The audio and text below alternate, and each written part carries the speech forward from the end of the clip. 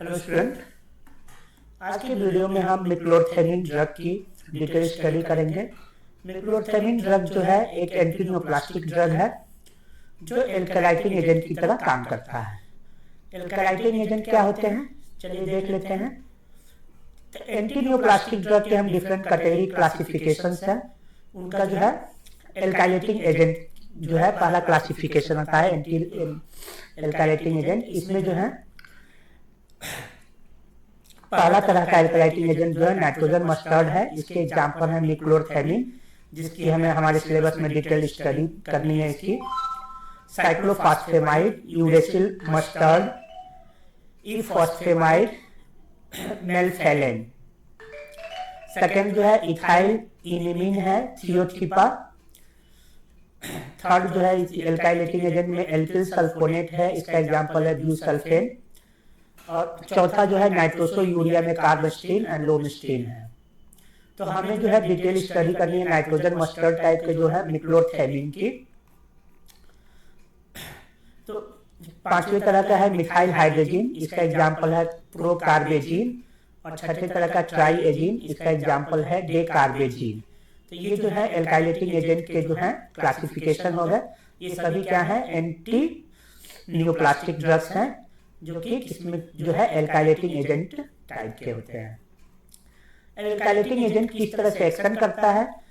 Alkylating agent produces a highly reactive carbonium ion. Alkylating agent जो होता है क्या हो जाता है, एक जो हाईली रिएक्टिव कार्बोनियम आयन बनाता है। कार्बोनियम आयन क्या होते हैं, जिन पे कार्बन पे जो है पॉजिटिव चार्ज हो जाता है, तो उसको हम कार्बोनियम आयन बोलते हैं। तो ये कार्बोनियम आयन बनाता है एज ए इंटरमीडिएट के रूप में। दैट ट्रांसफर एल्काइल ग्रुप, ये क्या करता है, एल्काइल ग्रुप को, एल्काइलेटिंग एजेंट है, नाम ही पड़ा है इसका एल्काइलेटिंग एजेंट। ये क्या करता है, एल्काइल ग्रुप को जो है एल्काइलेटिंग एजेंट के जो मॉलिक्यूल्स है उसका जो एल्काइल ग्रुप होता है उसको ट्रांसफर कर देता है to cellular macromolecules act as nucleophile. जो हमारे डीएनए, प्रोटीन, एंजाइम्स, ये जो है सेलुलर मैक्रोमॉलिक्यूल्स होते हैं जो कि न्यूक्लियोफाइल की तरह बिहेव करते हैं। न्यूक्लियोफाइल क्या होता है, न्यूक्लियोफाइल जिसपे की निगेटिव चार्ज होता है, यानी जिसपे की इलेक्ट्रॉन्स की अधिकता होती है उसको हम न्यूक्लियोफाइल बोलते हैं। तो it alkylate the seventh nitrogen atom of guanine residue in DNA. और ये क्या करता है, डीएनए में जो हमारे नाइट्रोजनस बेस जो है ग्वेनिन होता है, उस ग्वेनिन के 7th पोजीशन पर नाइट्रोजन होता है, उससे क्या हो जाता है, उससे जो है एल्किल ग्रुप को जो है जोड़ देता है। ये जो है जीपैट में कई बार पूछा गया है कि जो है एल्काइलेटिंग एजेंट जो होते हैं किस पोजीशन पे जाकर जुड़ते हैं ग्वानिन से।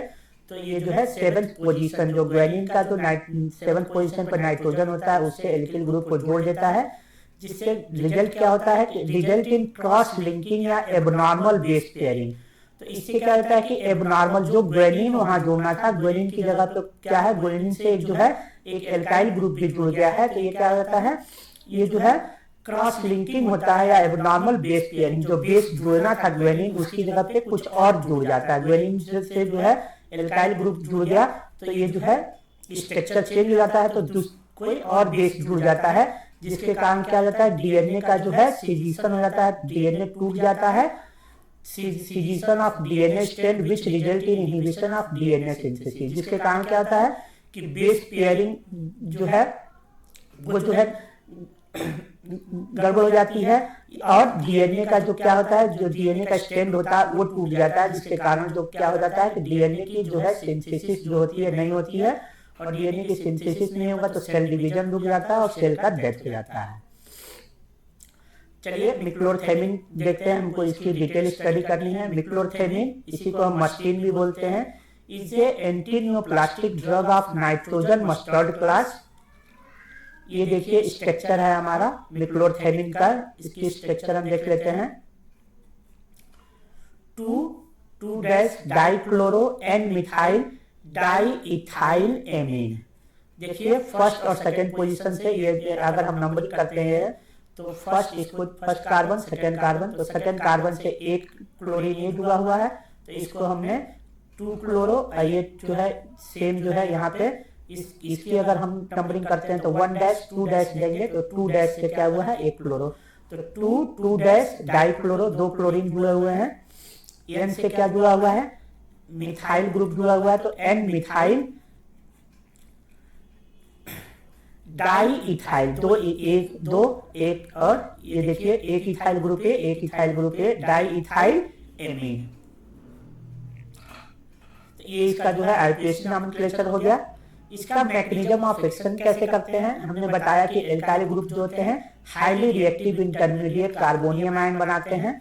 तो देखिए ये हमारा जो निक्लोथेमिन का स्ट्रक्चर है, ये क्लोरीन जो है, इस क्लोरीन की इलेक्ट्रोनेगेटिविटी कार्बन की तुलना में ज्यादा होती है, तो इस कार्बन पे, इस क्लोरीन पे जो है पार्शियल निगेटिव चार्ज आ जाता है। ये इलेक्ट्रॉन को क्या करता है, अपनी तरफ, ये जो बॉन्डिंग इलेक्ट्रॉन है कार्बन और क्लोरीन के बीच में, तो क्लोरीन की इलेक्ट्रोनिटी ज्यादा होने के कारण ये कार्बन जो है अपनी तरफ इलेक्ट्रॉन को अट्रैक्ट करता है, जिसके कारण इस पे पार्शियल निगेटिव चार्ज आ जाता है, और इस कार्बन पे क्या आ जाता है, पार्शियल पॉजिटिव चार्ज आ जाता है। पार्शियल पॉजिटिव चार्ज आ जाता है, देखिए पार्शियल पॉजिटिव चार्ज इस नाइट्रोजन पे देखिए लोन पेयर ऑफ इलेक्ट्रॉन है, तो ये क्या करता है, ये इस पे क्या है, इस कार्बन पे जो है इलेक्ट्रॉन की कमी हो गई है, क्योंकि ये क्लोरीन अपनी तरफ इलेक्ट्रॉन्स को खींच लिया है, अट्रैक्ट कर लिया है। तो ये कार्बन जो होता है इसके पास इलेक्ट्रॉन का दिखता है, नाइट्रोजन के पास जो है एक लोन पेयर ऑफ इलेक्ट्रॉन है, तो ये अपना लोन पेयर ऑफ इलेक्ट्रॉन देकर इससे देखिए ये कार्बन जो है इस नाइट्रोजन से जुड़ जाता है, और ये क्लोरीन जो है क्लोराइड के रूप में निकल जाता है। और यहाँ पे जब ये इलेक्ट्रॉन जो है इस कार्बन को दे दे रहा है, जिसपे क्या आ जा रहा है, पॉजिटिव चार्ज आ जा रहा है, तो इसी को हम क्या बोलते हैं, ये पॉजिटिव चार्ज आ गया तो इसको हम कार्बोनियम आयन बोलते हैं। ये है एजिरिडियम केटायन बोलते हैं। ये क्या गया, निक्लोथेमिन में ये जो इंटरमीडिएट बना, ये एजिरिडियम केटायन बन गया हमारा, इसी को हम कार्बोकेटायन भी कहते हैं, या यहाँ पे हम इसको एजिरिडियम केटायन बोलेंगे। ये एजिरिडियम केटायन जो होता है अनस्टेबल होता है, इंटरमीडिएट जो बना ये अनस्टेबल होता है। तो unstable aziridinium ion attack on nucleophile, तो जो हमारे डीएनए प्रोटीन्स और एंजाइम्स होते हैं उन पे निगेटिव चार्ज होता है। तो निगेटिव चार्ज का मतलब कि उस पे जो है निगेटिव चार्ज होगा, और इस पे एजिरिडियम केटायंस पे क्या है, पॉजिटिव चार्ज है, तो ये जो है जाकर जो है इन पे इलेक्ट्रॉन की कमी है, और इस पे निगेटिव चार्ज का मतलब न्यूक्लियोफाइल है, निगेटिव चार्ज का मतलब क्या, वो इस पे इलेक्ट्रॉन का दिखता है, तो ये जाकर उनसे जुड़ जाते हैं। तो देखिए ये एजिरिडियम केटायन जो है न्यूक्लियोफाइल डीएनए प्रोटीन या एंजाइम्स जो है हमारे सेल्स में, उनसे क्या करते हैं, जुड़ जाते हैं। जैसे ही ये जो है इनके पास जाते हैं, ये बॉन्ड यहाँ से टूट जाता है, यहाँ से बॉन्ड टूटकर यहाँ पे ये जो न्यूक्लियोफाइल है डीएनए से यहाँ जुड़ जाएगा। ये जब ये बॉन्ड यहाँ से टूटेगा तो देखिए ये इलेक्ट्रॉन जो है, इसका इलेक्ट्रॉन कहाँ चला जाता है, इस नाइट्रोजन पे चला जाता है, इसकी चार्ज खत्म हो जाती है, यहाँ पे न्यूक्लियोफाइल आकर जुड़ गया हमारा। ये सेम जो है ये प्रोसेस हुआ, सेम जो है यहाँ पे देखिए ये जो है अभी ये देखिए यहाँ पे आया। अब क्या होगा कि यहाँ का जो है, यहाँ से जो क्लोरीन था, अब इसकी इलेक्ट्रोनेगेटिविटी ज्यादा है, तो इस पे निगेटिव चार्ज होगा, इस पे पॉजिटिव चार्ज आ जाएगा, तो ये फर्दर जो है क्या करेगा, जाकर इससे जहाँ जो है देखिए बॉन्ड बना दे रहा है इस नाइट्रोजन से, तो ये रिंग बन जा रहा है, फिर इस पे जो है एजिरिडियम आयन केटायन से फिर से जो है बन गया, ये इंटरमीडिएट बन गया। पहला जो था इसके कारण बना था एजिरिडियम केटायन, ये चेन जो था ये बनाया था इससे रिंग।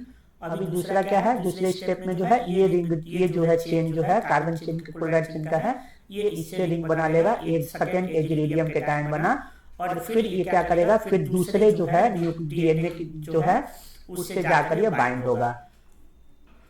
इस तरह से जो है ये प्रोसेस चलता रहेगा, और सभी जो है ये क्या है, जो एजिरिडियम आयन है, निक्लोथेमिन है, ये जो है डीएनए से जाकर बाइंड हो जाएंगे, जिसके कारण क्या होगा, जो ग्वेनिन का जो ये कहाँ बाइंड हो जाए, ग्वेनिन के 7th पोजीशन के नाइट्रोजन से जाकर डीएनए में जो ग्वेनिन है रेसिड्यू है उसके 7th पोजीशन से बाइंड हो जा रहा है, जिसके कारण क्या हो रहा है, जो नाइट्रोजन बेस जो था हमारा वो क्या हो जा रहा है, वो जो है चेंज हो जा रहा है, और इसके कारण क्या हो जाएगा, डीएनए की सिंथेसिस रुक जाएगी, या डीएनए चेंज जो होगा क्या होगा, ब्रेक कर जाएगा, और सेल का ग्रोथ नहीं होगा, सेल जो है डेथ कर जाएगा।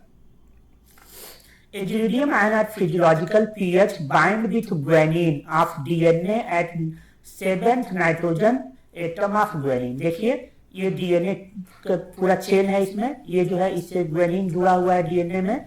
ये जो है गुआनिन का 7th पोजीशन है, इसके ये जो नाइट्रोजन है इसी से ये जाकर बाइंड हो जाते हैं DNA and result in cross linking and abnormal base pairing. और जो बेस गुआनिन जुड़ना था उसकी जगह पे क्या हो जाता है, यहाँ पे जो है इस यहाँ पे जो है आपका एल्काइल ग्रुप आकर जुड़ जाता है, जिससे कि एबनॉर्मल जो होता है एबनॉर्मल बेस पेयरिंग हो जाती है।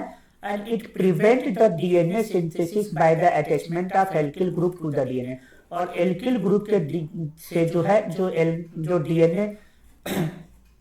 डीएनए से जो एल्किल ग्रुप है उसके जुड़ने से क्या हो जाता है कि डीएनए की सिंथेसिस जो होती है वो क्या हो जाती है, वो रुक जाती है। अब इसकी सिंथेसिस हम कैसे करते हैं, it is synthesized by the reaction of ethylene oxide. देखिए CH2 और ये जो है इस ऑक्सीजन से दोनों कार्बन जुड़े हुए हैं, इसी को हम क्या बोलते हैं, इथाइलिन ऑक्साइड बोलते हैं, ऑक्सीरेन बोलते हैं। विथ मिथाइल एमीन CH3NH2, ये क्या है, मिथाइल एमीन है। And further react with thionyl chloride. ये मिथाइल एमीन जो है ऑक्सीरेन से जो करता है रिएक्शन होता है। तो देखिए क्या होता है, मिथाइल एमीन जो है 1 मोल लेते हैं और 2 मोल जो है ऑक्सीरेन का जो है यहाँ पे यूटिलाइज होता है। तो कैसे होता है, देखिए ये कार्बन जो है इस नाइट्रोजन से आकर जुड़ा, ये कार्बन जो है देखिए इस नाइट्रोजन से आकर जुड़ा यहाँ पे, तो ये बॉन्ड जो है यहाँ से ब्रेक हो जाता है। और ये हाइड्रोजन जो एक अमीनो ग्रुप का एक हाइड्रोजन है, ये क्या आ जाएगा, ये बॉन्ड ब्रेक होकर यहाँ पे ऑक्सीजन से जुड़ जाएगा। तो CH2OH बन गया। उसी तरह से दूसरा मॉलिक्यूल जो है सेम जो है इससे जुड़ता है, तो क्या हो जाता है, यहाँ पे भी CH2 और OH, इसका हाइड्रोजन कहाँ जा रहा है, इस ऑक्सीजन से जुड़ जा रहा है। तो ये हमारा इंटरमीडिएट बन गया। अब इसकी हम रिएक्शन थायोनिल क्लोराइड से करा देते हैं, SOCl, तो 2 मोल थायोनिल क्लोराइड से करा देते हैं। तो देखिए क्या होता है, यहाँ से 2 मोल HCl निकल जाता है और 2 मोल SO2 निकल जाता है। तो हमारा क्या बन जाता है, देखिए यहाँ से 2 मोल HCl निकल गया, इसका एक H और इसका एक H और इसका Cl HCl के रूप में निकल गया। फिर यहाँ से एक H और इसका एक Cl, यहाँ से 2 मोल HCl निकल गया और 2 मोल SO2 निकल जाता है। इसका SO और इसका O2 एक, इसी तरह से SO2 हो गया। और फिर जो है इसका SO और इसका एक जो है वो निकल गया SO2 के रूप में। तो ये हमारा क्या बन जाता है, CH3N CH2Cl और ये CH2Cl। तो ये हमारा क्या बन गया, ये हमारा निक्लोरथेमीन बन जाता है।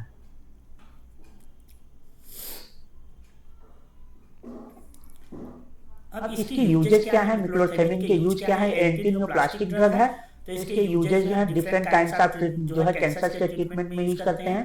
तो it is used in the treatment of Hodgkin's disease in combination with vincristine and prednisolone. ये हॉडकिंसंस डिजीज एक तरह का जो है कैंसर होता है, उसमें जो है इसको विनक्रिस्टिन और प्रेडनिसोलोन के साथ यूज करते हैं। It is used in the treatment of T cell lymphoma. ये ब्लड कैंसर में यूज टी सेल लिम्फोमा जो होता है ब्लड कैंसर होता है, उसके ट्रीटमेंट में यूज करते हैं। And it is also used in the treatment of metastatic carcinoma. और ये जो है मेटास्टेटिक कार्सिनोमा जो होता है इसमें भी यूज होता है। तो इस वीडियो में हमने देखा कि निक्लोरथेमीन जो होता है एक एंटी न्यूप्लास्टिक ड्रग है जो कि एल्काइलेटिन ग्रुप का है। ये जो है कैसे जो है इसका मैकेनिज्म ऑफ एक्शन क्या है, इसकी सिंथेसिस क्या है और इसके यूजेज क्या है। तो इसमें जो है ये चीजें जो है जीपैट में कई बार पूछ चुका है कि जो एल्काइलेटिन होते हैं वो डीएनए के किस पोजीशन पे जाकर जुड़ते हैं। तो डीएनए ये ग्वानिन स्ट्रक्चर है डीएनए का, नाइट्रोजनस बेस ग्वानिन में पाया जाता है। उसके 7th पोजीशन के इस 7th पोजीशन पे जो नाइट्रोजन होता है इससे ये एल्काइलेटिंग एजेंट जो होते हैं जाकर बाइंड होते हैं जिसके कारण क्या हो जाता है कि एबनॉर्मल जो होता है बेस पेयरिंग हो जाती है और cross link abnormal cross linking होती है और डीएनए की सिंथेसिस रुक जाती है, जिससे कि सेल ग्रोथ रुक जाता है, सेल का डेथ हो जाता है और जो है एंटी कैंसरस ड्रग के रूप में ये यूज होता है।